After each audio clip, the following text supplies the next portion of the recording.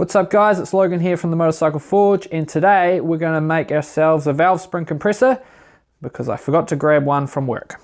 So if you're going to want to make one of these yourself, you're going to need some steel. You could do it with steel bar and just make bits of bar this shape and that would work fine.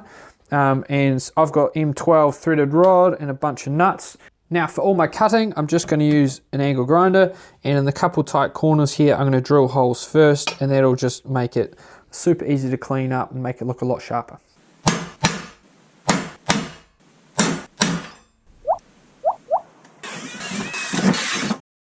Now it may not look like it, but that guy down there is wearing eye and ear protection. Right, now this is very hot, so I'm going to cool it down the kitchen sink.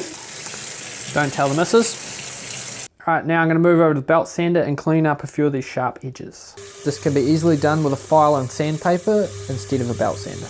Now that's cleaned up about 95%. I was actually pretty happy with that. I got all these edges all nice and cleaned up, but there's a tiny bit there and a tiny bit there on the two inside corners I can't quite get to, so I'm just going to finish that up with a file and then we'll go from there.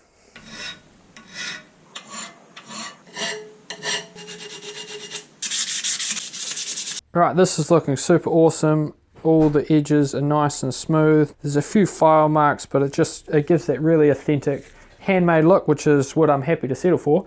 Now, just got to clean up this mess, and my bit of wood did a good job at stopping all the metal going all over the workshop. Right, I've got our nuts on a threaded rod. I've taken off the plating. Now we've just got to weld them on. Right, welding's all done, so now I'm going to get this off. Right, so now this part's all done. I just got to give that a bit of a wire buff, but it's good to go. Now I've got to cut this rod into a couple pieces that we're going to use for the adjustable bits. And I've got some old valve springs which I'm going to use as the handle for turning the thing, so that should look pretty cool. Rods cut, clean them up as well. They're ready to go. So now let's get back to the welder. Handles are done and they're not looking too shabby if I do say so myself. Second last piece done. This is the bit which will go on the valve side or the valve head side and locate it. It's got the threads in there and everything. And then I just gave them a quick clean up with the tap so it's screwed on nice and smoothly. Now we're on the home stretch. You just got to cut two more pieces. So some thin steel, and we're going to weld it onto here and then weld the nut onto the top. Now we've got our 4 pieces and we just need to weld them together. Ta-da! So yeah.